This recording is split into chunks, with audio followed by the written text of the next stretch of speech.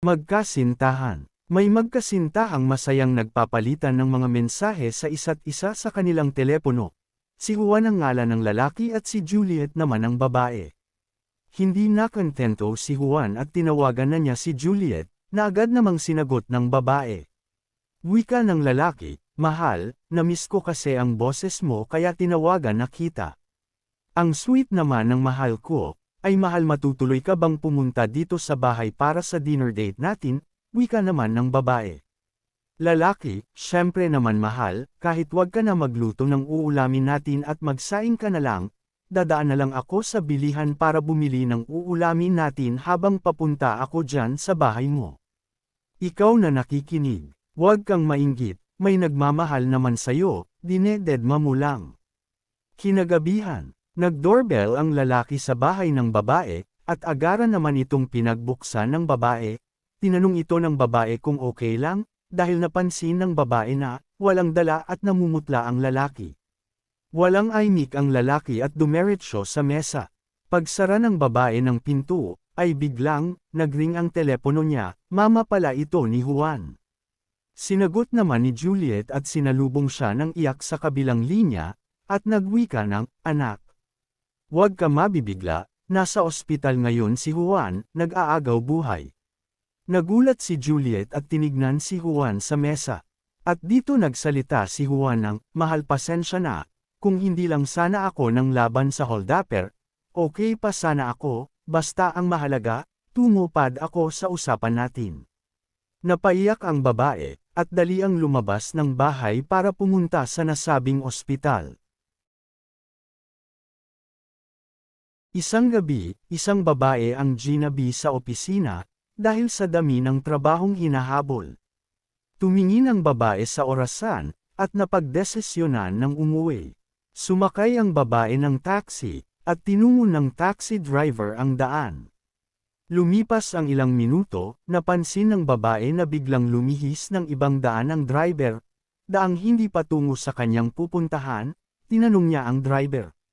"Manong hindi po ata, ito ang daan patungo sa bahay ko." Walang imak ang driver, at patuloy lang sa pagmamaneho. Makalipas ang ilang minuto ay ibinalik na ng mamang driver, sa totoong daan papunta sa kanyang bahay. Nang makarating sila, bumaba ang babae.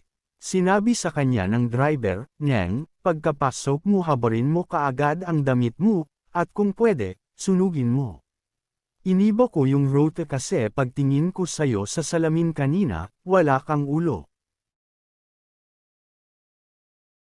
Naalala ko lang, noong mga bata pa kami, nasa grade 3 ako noon, may nakita kasi ang kapatid ko, na isang babae na nakatayo sa harap ng pinto ng CR namin. Ganto kasi yon, isang gabi noon, naglalaro kami ng kapatid ko sa first floor ng aming bahay. Nakaramdam ng tawag ng kalikasan ang kapatid ko, kaya umakyat siya sa second floor ng bahay namin, doon kasi nakalokasyon ang aming CR. At ako naman ay naiwan sa baba at ipinagpatuloy ang paglalaro. At nagtaka ako dahil ang bilis makababa ng kapatid ko, kaya tinignan ko siya, namumutla ang kapit ko at nangingilid na ang mga luha niya, kaya tinanong ko siya kung anong nangyari sa kanya. Ang sabi niya may babae daw na nakatayo sa harap ng pinto ng CR namin sa taas, pinaliwanag pa niya kung paano ang pagkakatayo. Nakatayo daw at nakayuko, kaya ayon natakot din ako. Kasi wala naman tao sa taas ng bahay namin dahil nasa labas ang mama namin noon at nakikipagtsismisan, kaya noong time na yun, hindi kami umaakyat ng second floor, hanggat di umaakyat ang aming mama. Pero ngayong may mga sariling pamilya na kami ng kapatid ko at tatanungin ko siya about sa babaeng nakita niya sa CR, ang sagot niya lang ay wala siyang maalala. Paano mangyayari yun, nasa grade 3 ako noon at siya naman ay grade 2. At kung tatanungin ninyo ako, kung nakapagbawas ang kapatid ko noon, hindi ko rin po alam. Nautusan ako ng tita ko na magdilig ng halaman niya sa bahay nila, dahil wala siya sa kanila at nasa bakasyon sa probinsya. Pumasok ako sa bahay ng tita ko dahil sa amin naman pinagkatiwala ang susi. Pagkapasok ko, normal naman ang lahat, maganda ang loob ng bahay, luma ang mga design. So pumunta na ako ng second floor, dahil doon nakalokasyon ang terrace na pinaglalagyan ng mga mamahalin niyang halaman. Pagkatapos ko diligan, ay agad na akong bumaba sa hagdanan para makalabas na agad ng bahay, nang nasa hagdan ako. Laking gulat ko, nang may makita akong matandang babae, na nakaupo, sa tamba-tamba na upuan. Sa takot ko, tumakbo ako pababa, at dumiretso sa pinto, na walang lingon-lingon. Pagdating ko sa bahay, kinuwento ko kay mama ang nakita kong matanda sa bahay ni tita. Hindi man lang nagulat si mama, at nagwika na lang na, si lola mo iyon. Nagpapakita siya doon sa lumang bahay tuwing death anniversary niya.